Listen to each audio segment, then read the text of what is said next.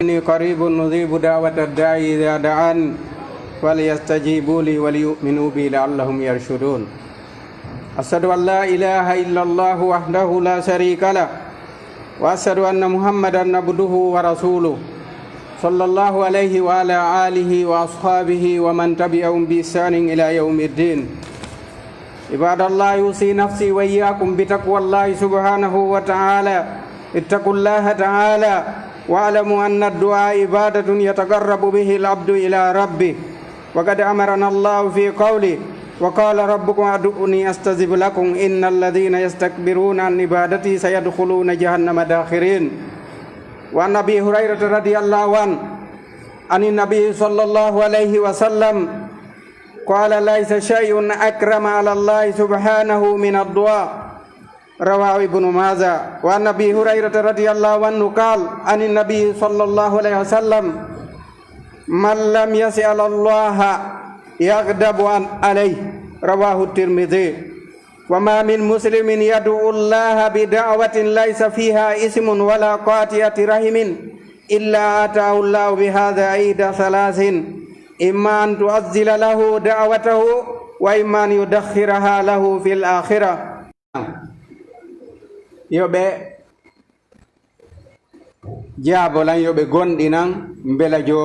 ɓe feeway eɗen seedi to ala reweteɗo e goonga nafa rewɗo lorra mo rewali sona kanko Allah subhanahu wa ta'ala kanko tun rewete nafa kanko tun ronkete rewede lorra o ala kafidiɗɗo ala wallidirteɗo ko kanko goto bajjo Allah subhanahu wa ta'ala o yamiri en ɗum e ka deftere makko teddude o wi'i joomi mon nodde on ande ɓeɗo mawnintiniɓe ga e noddugollan ga e toragollan jiyaɓe an mawnintiniɓe ɓentaɓe noddata aray ɓe naato e jahannam hara ko ɓe jaasoɓe hara ko ɓe hoyɓe ɗum noon Allah subhanahu wa ta'ala kanko wawa bani adam ko si a toraki mo woni o seytinane ko ya toromo si tawi a toratako mo a noddatamo jeejamo haray wawi hunnande hoore ma haray koye mawnintinare ɗum jeeya angal toragol Allah subhanahu wa ta'ala ɗum noon si a torakimo o seytinante ɗum wawa bani adama si a torikimo a ɗuɗɗini kanko o seytinane Allah ko si a torakimo o seytinane fillama e neraɗo sallllahu alayhi wa sallam ɓe maaki ala ay e hunde ko ɓuri teddude ka Allah subhanahu wa ta'ala hewti oɗo duwa ala ko ɓuri teddude ka makko ha hewti toragol Allah subhanahu wa ta'ala wullito girrito gotimbaku makko ngun girrito moƴƴere makko nden ko waɗi ko waɗanma kon e ko waɗen tagore nden girrito ɗum ɗon wulla e makko jeejamo ɗum ko jeeya ɗum e dewal ngal kanko Allah subhanahu wa ta'ala ngal o yiɗi ngal o weltori ara eɗen hani wakkilade goto kala toragol Allah subhanahu wa ta'ala haray welsindaki en amali fewtugol Allah subhanahu wa ta'ala toromo ɗuɗɗina makko ɗuɗɗina wullita ɗuɗɗina yettugol mo ɗuɗɗina jarnugol ɗuɗɗina laɓɓingol mo o wi ala e kala jebbiliɗo monotoro Allah subhanahu wa ta'ala o wi arnunɗo no filli oɗo hadis oɗo ibnu maja ni ƴettama kadi e nelaɗo on sallllahu alayhi wa sallam wondema ko makani en ɗum ko aba hurayra wonde nelaɗo on sallllahu alayhi wa sallam mayki kala on motoraki Allah subhanahu wa ta'ala kala on motorata ko Allah tikkanaymo ko yaltinani en hadis on ko imamu tirmidhi o ɓi yeeso ɗon ala e kala jebbiliɗo torotoɗo Allah subhanahu wa ta'ala hara konko tori konko woni e ɗaɓɓude e Allah konko torimo yo waɗanmo ala e mum bakkato ala e mum taƴugol enɗan si wona Allah okkaymo e konko tori ɗon tele piiji tati tawa ko tori kon yeddugol Allah ala e mum bakkato ala e mum taƴugol enɗan ala e mum toñugol goɗɗo ala e mum jaggutugol e hoore goɗɗo ala e mum si wona Allah waɗanaymo gotum e piiji tati o wi imma o waɗanamo konko tori ɗon o yakkina ɗon o jaabinanamo ko torimo kon ɗon e ɗon ma ɗum si o jaabinanalimo ɗon ma o maranamo ɗum ka makko o maranamo ɗum konko tori laakara ñande o yoyi ɗum o welto o yelo hara kala ko o ɗaɓɓuno kon hara marano ton si ɗum ɗon kadi o maranalimo ton ma ɗum o yitta e makko bone wonnoɗo e arde e makko sifa ɗum ɗon bone mawɗo arayno e makko Allah subhanahu wa ta'ala yilta on ɗon bone e hoore makko o inni ala torotoɗo Allah subhanahu wa ta'ala si wona Allah waɗanaymo gotel e ɗiɗo piiji tati ko imma o waɗanamo ko tori ma imma o maranamo ɗum kalakara yawmal qiyama ma o itta bone ko wonno e arde e makko o yilta bone on ko ɗum haray ɗen hani ɗuɗɗinde toragol Allah subhanahu wa ta'ala gandu jeeyay ko ɗuɗɗinta barkiji ɗin toragol Allah subhanahu wa ta'ala aray toroɗen Allah subhanahu wa ta'ala ta goto yawi to hoore muɗum immorde kala fiyake mo ma porɗa ma ko mapin toranoɗa hoore ma toranoɗa tagore nden toranoɗa julɓeɓen fuu hara hattal tun e hoore ma raɓɓinɗinoɗa tawi Allah subhanahu wa ta'ala o raɓɓinɗinali aray ɓurten ɓulde Allah subhanahu wa ta'ala tabita e dewal makko ngal o inni nelaɗo meɗen on sallallahu alaihi wasallam ɓe maki e nokkugo kadi ɓe inni ande joomi mon ta on towuɗo on ko wuruɗo tedduɗo himo wuuri himo teddi ko tedduɗo kanko himo hersa jiyaɗo makko on nde ɓantata juuɗe fewtaka makko toromo goɗɗum on o rutta ɗen juuɗe makko o jippinaɗe tawa o waɗali ton goɗɗum tawa ko juuɗe mehe arti kanko Allah subhanahu wa ta'ala kanko toragol Allah subhanahu wa ta'ala haray toragol Allah ngol ara nun ɗum a laɓɓinanayi Allah subhanahu wa ta'ala rewamo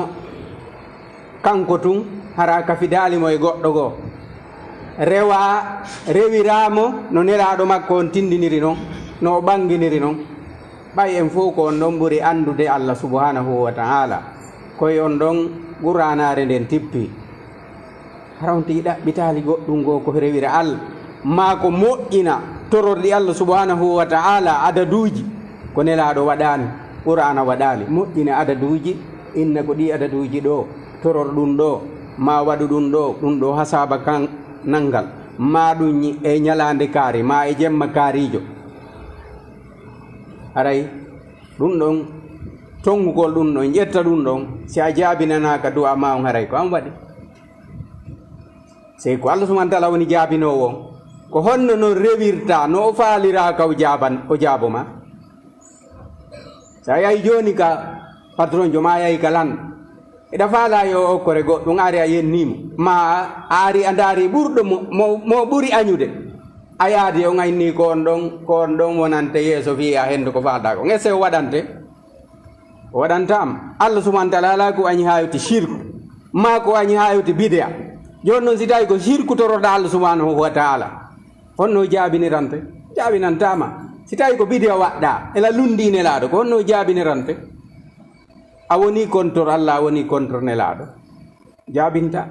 haray wattane yila du'aji ɗi ndaare e annabaɓe ɓen fof koɓe du'ori kon no ɓe du'ori ɗum no ari ka Qur'an Allah subhanahu wa ta'ala no addi goto kala annabajo ko du'ori maakuji nelaɗo ɗen hadiseji nelaɗo ɗen sala ka du'aji ko ɗum torrote Allah subhanahu wa ta'ala ko ɓe happali kon wota hap si ɓe happali an a happi ayni ko capanɗe jeɗɗi watte capanɗe joyi sappo e jeɗɗi ɗum ɗo e ɗum ɗo tawi ɓe happano haray a sincani hoorema haray an andi sa ko an ƴettata on du'a ɗon naɓa ƴawno yo tawro e Allah subhanahu wa ta'ala na dow malaikaɓe makko ɓen Allah subhanahu wa ta'ala malaika ɓen ko ɓe tedduɓe ɓe yeddata Allah ko ɓe watta koko ɓe yamira ko ɓe watta ko ɓe yamirako ɗum noon haray ɓurten hulde Allah subhanahu wa ta'ala ɓurten jogitagol nde ɗo deftere Allah subhanahu wa ta'ala toroɗen Allah subhanahu wa ta'ala e nde ɗo ɓeygureji meɗen ɓeɗo ɓiɓɓe yo Allah subhanahu wa ta'ala fewnan en ɓe yo Allah ittu no ɓe wayiri ni yo Allah subhanahu wa ta'ala sansan en programme on tigi o toro ɗum o ɗuɗɗina o wullito e Allah subhanahu wa ta'ala أقول قولي هذا واستغفر الله لي ولكم فاستغفروه إنه هو الغفور الرحيم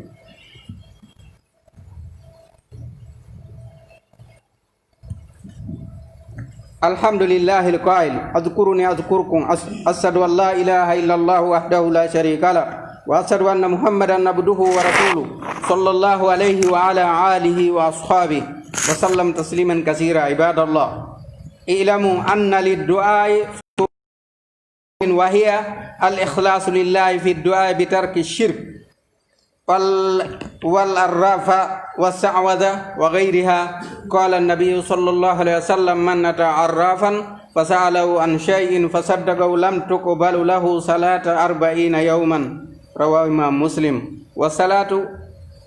هي الدعاء ومن شروط قبول الدعاء الأكل بالحلال الطيب والحلال الطيب ما كان راتبا لعمل أو تجارة مشروعة أو فردا أو قردا أو هبة أو ميراثا فقد ثبت أن رسول الله صلى الله عليه وسلم ذكر الرجل يطيل السفر أشعث أكبر يمد يديه إلى السماء يا رب يا رب مطعمه حرام ومشربه حرام وملبسه حرام وقد غذي بالحرام فأنى يستجاب له رواه إمام مسلم فأنى يستجاب له وقد أأمته الدنيا فاكتسب في تحصيلها الذنوب والآثام ولم يرعى حق من أنعم عليه ورعى yettore wodani Allah subhanahu wa ta'ala on Allah subhanahu wa ta'ala on wiiɗo ka deftere makko teddunde jante inde am mi janto inde moɗon jante inde am mi janto inde moɗon ɗuɗɗinin jantagol inde Allah subhanahu wa ta'ala harana jantagol ka weeti ya maapi tun balon no suyanoɗo ko weeti ko ɗum ɗon ɗum woni golle maɗe woro woro balore siyete ɗo kiikiiɗe ɗum fillite ɗon balɗe ɗiɗi balɗe tati harano fillitede sonke yennidire e hoore mum a suka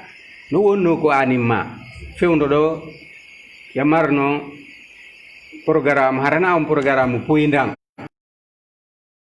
ko nafatama aduna e lakara ala nafoore ay fus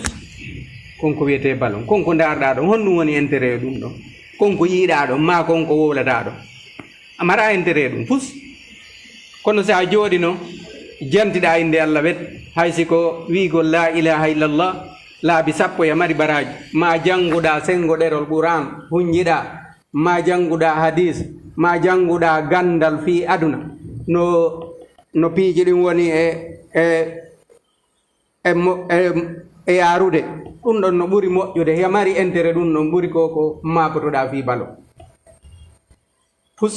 ala intérêt mum ma jooɗagol fi politique tawa ñallal ngal ko ɗum mono tawa na fiyal gonɗinɗo ko weltorta ko fi Allah ko seytinirta kadi ko fi Allah ko si Allah subhanahu wa ta'ala seytini hara ko sabu ɗum seytinirɗa si Allah weltiki weltora ɗum na ya weltor fi hunde fi ha ronki hedde goɗɗum ma goɗɗum no fuutima tawa ko ɗum seytinirta si tawi a heeɓi goɗɗum ko ɗon weltorta aray ko programme aray jantoɗen inde Allah subhanahu ɗuɗɗinen jantagol inde Allah ɗuɗɗi Allahu akbar subhanallah harana se goddo inni la ilaha illa walande ko honno wadi luddinen dum andi sahaba be nelaado sallallahu alaihi wasallam be noddindiray goddo noddayno goddo inna ardo heydintinen tawhidi meden on be jodo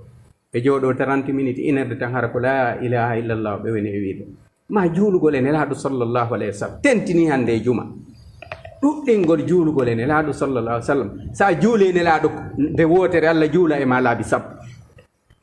ko honto ɗin baraji heɓoto si wona ka diina Allah subhanahu wa ta'ala a jangi Qur'an alifu goto e mari baraji sappo ɓe wi analima alifu lam mimu ɗum ko harfu alif ko harfu mim laamu ko harfu mimu ko harfu ɗum ɗon tun alifu lam mimu ya mari ɗon baraji 50 ko honto entere heɓata ɗum si wona ɗon ñande go weetay tawa ko ɗum ɗon tummaɓe tawa ko ɗum ɗon haton jinnuɗa e mum yiilandiran ko wona yiilindire ɗo fof hande tawa ɗum ɗon amara entere tawa ɗum ɗon nafatama siwna ko waɗirnoɗa kon fi Allah subhanahu wa ta'ala ma en seedi to ala reweteɗo e gonga nafa rewɗo lorra mo rewali sowna kanko Allah subhanahu wa ta'ala ɗen seedi to oɗo Muhammad ko jeeyaɗo makko nelaɗo makko ɗen toranomo kisi e kanko e ɓeygore makko e sahabaɓe makko kala ɓe ŋewtirɓe ɓawa maɓɓe ha ñande Allah ron leydi muɗum nde kono yo jeeyaɓe Allah ande no wodani noon du'a sarti jaɓede du'a o ino mari sarti yoɗi jaɓe yo jaɓe ka Allah subhanahu wa ta'ala na no faalirɗa noon waɗirta ma no tawruɗa noon ma no jama ɗuɗo waɗirta noon na noon sarti ara noon ko ya laɓɓinan Allah subhanahu wa ta'ala ka toragol hara ko Allah tuntoriɗa a tororta hay Allah e nelaɗo sa wi Allah e nelaɗo Allah jettata a kafidi Allah e nelaɗo Allah no yiɗi nelaɗo ko Allah yiɗimo ko Allah waɗanimo martaba ko an waɗanimo martaba si torora martaba makko on ma giggol ko Allah yiɗimo ko na Allah waɗanimo ɗum ko Allah tuntortoɗa o ƴetta sa torori Allah e Muhammad o ƴettata sa torori Allah e Jibril o ƴettata kanko tuntorto Allah subhanahu wa ta'ala o inni kanko ɓuri on fof hirde kanko ɓuri on fof ko hirata ko munoto si tawi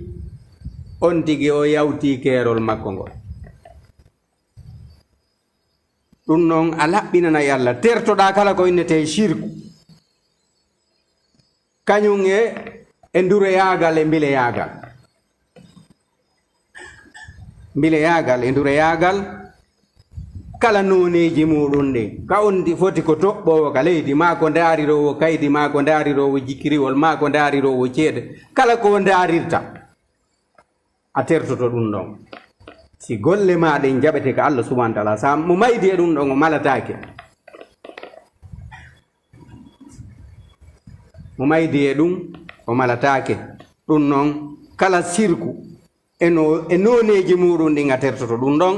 on say ɗum wonata si golle maɗen ɗe du'a ma on si jaɓete ka Allah subhanahu wa ta'ala immorde oɗo ndaaro ma oɗo mbileyagal ma oɗo kala no onti gollirta innugol no andi ko wirni ma no andi ko watta janngo ɗum ɗon a ɓoroto ɗum ɗon a tertoto ɗum ɗon ɗum wiya ɗum ɗon fof nafata laɓɓinana Allah subhanahu wa ta'ala toroɗamo o waɗani wano nelaɗo meɗen on Muhammadin sallallahu alaihi wasallam ɓe mayki gara on arɗo ka ndarowo o landimo e hadisi goo o inni maako goo e riwaya goo sa gongini mu ara heddi Qur'an sa yayi ka ndarowo o ndaranima inni ko gonga ko wi kon hara heddi Qur'an sabu Qur'an inni hay goto anda ko wirni si wona kanko na ɓe ka kammuli na ɓe ka leydi hay goto anda ko wirni kanko tun Allah subhanahu sa qirritike non a inni on ɗon andi ko wirni ara a heddi Qur'an mo heddi Qur'an a luttirta e diina few o inni sa gonginalimo ko darndagol mo tun a gonginalimo balɗe 40 e jaɓantaki ko horuɗa ko juuluɗa ko jannguɗa ko ittuɗa sadaka ko jokkuɗa en ɗan a jaɓantaki hara yo waɗa Allah no waɗma taw embargo o ƴettata golle maɗe balɗe 40 joni noon say gurdam maɗam fof koni a yahoyte a tawoy Allah subhanahu wa ta'ala ko a sifrude dayi hay fu ala e juuɗe ma aray kon no watta ko ɗum no haani hiɗen haani ɗaɓɓutude ko honno yareten ko Allah subhanahu wa ta'ala tawa ko en hisuɓe ɓayna toon ɗaɓɓitete so on tigi acci ha hewtoyi ton o nisay ɗum noon ɓuranare nden no hakkundeji meɗen ko ɗon tum wawata andirde e sunna nelaɗo on sallllahu alayhi wa sallam e karamukoɓe laaɓuɓe reeduɓe harna karamukoɓe bandiɓe ɓe harna ɓen ɗon ɓayno woodi e maɓɓe bandiɓe oyne a jaɓantake balɗe 50 ko imam muslimi woni ko filli hadis on oyni ko wiyete julde kon oyni ko du'a ino jeeya e sartiji jaɓanede du'a sarti ara noon taw ko tawa sirku wala e mum laɓɓinalngol Allah subhanahu wa ta'ala sarti ɗimmo on yo taw ko ñamata kon no dagi ko ñamata kon haraw ko dagi ko wattotoɗa kon no dagi tonci ko wattoɗa kon no dagi ko wonɗa e ñamude ñammina ɓeygore maɗe gon no dagi sino harmi o Allah subhanahu wa ta'ala ƴettata inna allaha tayyibun la yaqbalu illa tayyib Allah ko laaɓuɗo jaɓata so wona ko laaɓi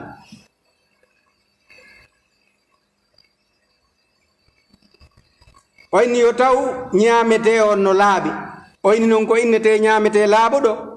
ko konko rewnodiri e ɗum ɗo e golle harno rewnodiri e golle ɗen ko dagiɗe gollugol harna golle ka harmi gollugol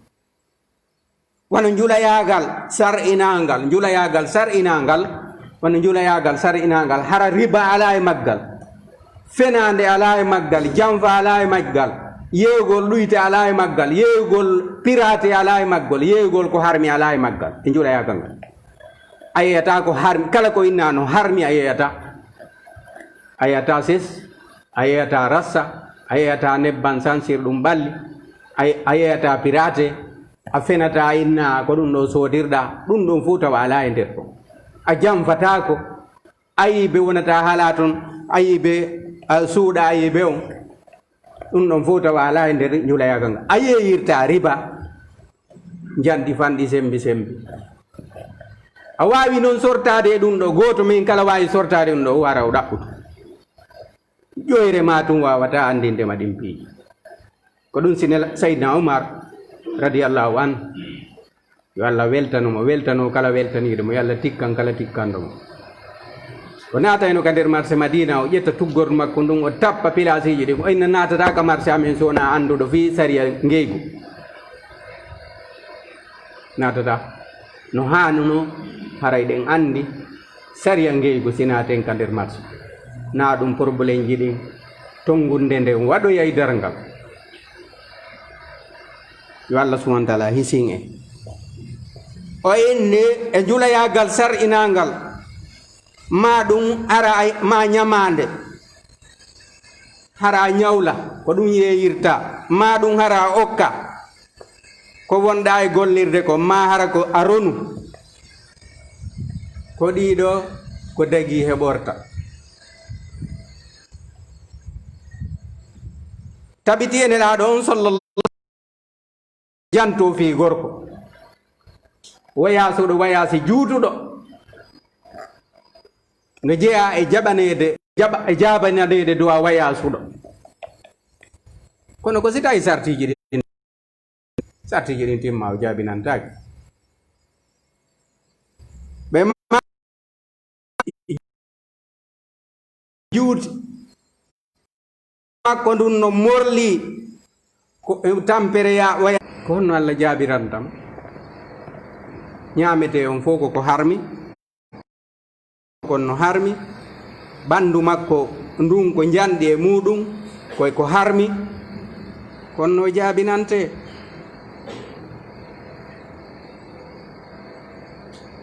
elandi ko honno jaabinante ko raw imam Muslim woni ko hewte juuɗe makko no dagi o darata si tawi sariya no yamiri tawi ko ɗum ɗo woni fandunde makko on o ɗaɓɓitata ko honɗum Allah wi ko on nelaɗo maki ɗum landataki ɗum mono faala wolde ɗum ka juulirde o yarta naka makko o inni faggitande makko nden ko faggitande ka bakkatu woniri kañum e junubi tawi kadi o aynali haqqe mo nemina e haqqe ko halfina kon haqqe nema on Allah subhanahu wa ta'ala okkimo tawi haaju makko ala haqqe Allah wittatake wano ɗo zakka min ko lewru zakka lanni ɗum ka pila sombo tawata no ferma ɗo no ɗaɓɓite ma no konte manti joto ɗon ngorno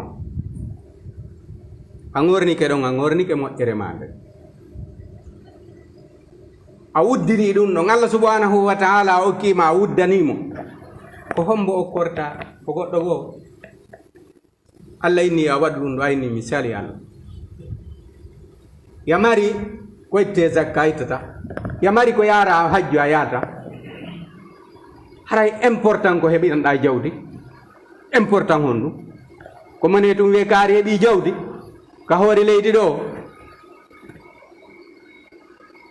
darna cuuɗi ɗo ko an darni ɗo ko an darni ɗo magasin ko an jeeyi ka ndara kadi kala ka bandiyagal watte ɓay aynata nadata ka cuuɗi ma sa darniɗi ɗuuɗi waɗoɓe zina ma yaroɓe beere ma fimoɓe dorogu ma tappoɓe carte a wiyata ɗum ɓay anda a wawata contrôle de cuuɗi ma ɗin fof ko hombo hombo naati to koɓe waɗi toon le fof haray an kadi a mari pourcentage ko woni ka ton kon am ya darni cuuɗi bu amara hay suudu wotoru ko innuɗa nduɗo waɗi waɓu fi sabilillah fi miskino ma fi aliyatimajo ma fi jangowo qur'ana inna waɗi ɗum ɗo ko yaltata ɗo konko komi yoɓana pay kum ko janga ha o yalta aliyatimajo ma sonnajo mo ala moodi keygujo komi waɗiranamo kono ɗo ko si tawi goɗɗo o maayi gorko o maayi tawi o luuno suudu ɓe joom galle o yaltinamo ka suudu ka ara e kengu ngu yaltade ma ka nder marché miskino no débri a nokku goo o maramo e moƴƴa maakite on ɗuuɗa ka nder place o ara o yurno ɗon o eto ha o yiida e joomum o inna min dolan faala place mi yoɓay hunde kaare kono place ji ɗin wona e jattirede ka marché ɗo ɗo yo on tigi aɗa wallitomo koyo on sikka o nambara ma nde sattede tampere ko woni luurodirde ndi leydi enen en tawaka nelaɗo sallllahu alih w sallam maaki Allah no wallugol jiyaɗo fati himo wallude Allah no wallude jiyaɗo fati himo wallude jiyaɓe ɗimmoɓe makko ɓen si tawi noon kaya yolluɓe hande si fottama ka lawol ɗo goto kala no monani goɗɗo a fottay ɗo e goɗɗo mo a yiidali ha han tawa iɗon taw iɗon yennidira hon ɗum waɗi ɗum hangal yiɗodirgol si on yiɗodirali ko honno Allah subhanahu wa ta'ala sikka kañum kadi yurmir goto kala waɗa e embere ko mari kon o wallito o fewndo ka satti ɗo ɗuytana yimɓe ɓe ara innaali ko fewndo ɗo risata muññanoɗa woɓɓe accana woɓɓe okkora woɓɓe kono si tawi ɗum ɗon a hoɗitay ɗo e goɗɗo hiɗa andi o mara hitande timmude haray a mari yo wawi sodude tonu maaro nder hitanden fof yo wawi sodde e nder hitanden fof ko ñaami a okkatamo ay sakum maaro haray yon hoɗide yo andi ɓe ɓay goto kala no andi mo hoɗide on ka quartier mo fi hon en yurmodiren wallodiren newodiranen goto kala newano ɗimmo mum on wowlanamo ko moƴƴi si goɗɗo bonike ma moƴƴoɗa e makko non ndi bonori e ma o am moƴƴoroɗa ɗon e makko na so bonike ma bonoɗa e makko so moƴƴike ma moƴƴoɗa e makko haray ɗum ko yoɓidirgol haray na fi Allah wonɗa e wadde ala moƴƴin alhaaliji meɗen ɗin yo Allah fewnu ɓeygure meɗen nden on tigi o ɗuɗɗinoray ayiyay ɗo goɗɗo taway mo mari mo en ɓiɓɓe makko ɓen hay gooto ɗum fof wona bandi haaju makko ala o gollirta ko faydi ko dagi o okkata hay gooto ko honno neworta wano annduɓe fuuta ɓen no anndi ko ɗuuɗaynoɓe ittugo sadaka ɓen ko ɗon tawa ɓeyngure teddu nde yaltata ɓe mawɓe mum wonno kirminel tawa no woni kirminel ha jaka he gooto ko non luttirta faydi ɓe mawɓe mum wonno newiɓe tawa ɓe okkay ɓe waɗay ko moƴƴi ɓeyngure moƴƴere yaltata ɗon on tigi o wallitoto yimɓe ɓe wondi ɓen o newanoɓe naɓe ko moƴƴi kono suuma yari a hokkataɓe pati sukkar juldere hewta innata hino 50 000 ya felliti ya mari ya felliti ɓeeɗoɓe mara ko Allah subhanahu wa ta'ala waɗirma noon Allah jarribima hoɗutuɗon Allah jarribima ɓay ya wawno hara ko marɓe moyen tun hoɗutuɗa ma hara an kadi a marano si Allah waɗi ɗum an kadi ko ya moƴƴo e maɓɓe ɓen ɓe hoɗutuɗa newanoɗaɓe tawa koko moƴƴi tum ɓe woltayma sa yaltiti gila e paygoy koye jaɓɓotoma kono sa yaltiti goɗɗo suusata ɗum annade an ya niɓɓidi tun ya ñirɓini koyo on tigi wonu newiɗo ɗaatuɗo ara moƴƴotoɗo yimɓe ɓen haray yo on tigi yetta Allah subhanahu wa ta'ala kay si a wonali toñowo a wonali ñamugol ko harmi ñamugol ko hawta haray yettu Allah subhanahu wa ta'ala ñande fotta yawmal qiyama taway si tawi a tawayɗa welti si Allah waɗalima toñowo torɗen Allah subhanahu wa ta'ala ta waɗu en toñoɓe ta Allah waɗu en jattoɓe ta Allah waɗu en kirminel ɓe ɓerɗe mum sad goɗɗo kono ƴoƴirta noon ko noon ɓernde makko nden ne worta nayo wonu no ƴoƴirta noon ko noon ɓernde makko nden ɓorta wona kirminel ɗum aye haray ɗum no hulɓinanimo ɓay en foppo en ho tayla kara haray noon Allah subhanahu wa ta'ala yo newinan en e immorde golleji ɗi oyni haray ko honno oɗo jaabinirante ko ñamata gon no harmi ko kala ko gollata no harmi ko wolata oyni hulen Allah subhanahu wa ta'ala laɓɓinanen Allah dewal ngal dewal ko watte ko laɓɓinanen Allah subhanahu wa ta'ala on say Allah subhanahu wa ta'ala jaabinanaye ɗuɗɗinen sakutugol du'a hakkundeji meɗen goto kala toranoyan tawana yo huɗu goto kala torano ɗimmo mum on tawana yen huɗide ko si tawi fof huɗama ko honno haray moƴƴere heɓorto mo fottuɗa o no huɗa mo fottuɗa o si ko Allah halkima ngari ko waɗɗa Allah huɗima ko yo Allah fewnu on tigi yo Allah moƴƴe makko si du'a on ɗuuɗi on say barki kin waɗa e leydi ndin kono si huɗaɓe ɓen ɗuuɗi haray huɗaɗo na lorrowo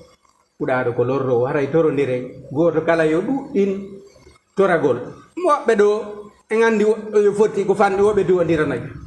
ano leydi Sénégal ɗo ko raɓɓiɗi wo mo kala tawayno duwanoya ayata faydi huɗowo goɗɗo enen kadi ko ɗon duwaɗen joguitade mo waɗima ko boni anta yettormo ko boni duwanomo toranomo yo Allah fewnumo yo Allah moƴƴo e makko aray Allah subhanahu wa ta'ala moƴƴin battaneji meɗen ɗin junna gurdalla haray yo Allah subhanahu wa ta'ala kanko woni moƴƴuɗo kanko woni newiɗo yo Allah subhanahu wa ta'ala sansagen ɗiɗo alhaaliji tan e ndeɗo sattede yaltina ndeɗo nawnare e hoore ndiɗo leydi kala kande woni yo Allah subhanahu wa ta'ala yaltinan e ndeɗo nawnare kala kande woni e hoore leydi ndin ɓay ko wawɗo ko hattanɗo pere sattede enen kadi hoore ndiɗo leydi meɗen o waɗana en ɓuttu e yurmede e ko newina hakkude ɓerɗe meɗen ɗen wonen nene goto baba goto wallidiroɓe hoore deftere Allah nden e hoore ko Allah subhanahu wa ta'ala waɗ barke golleji ɗin waɗ barke gueɗal ɗen haray min koye duwa e ko eɗen toɓi duwa en toro Allah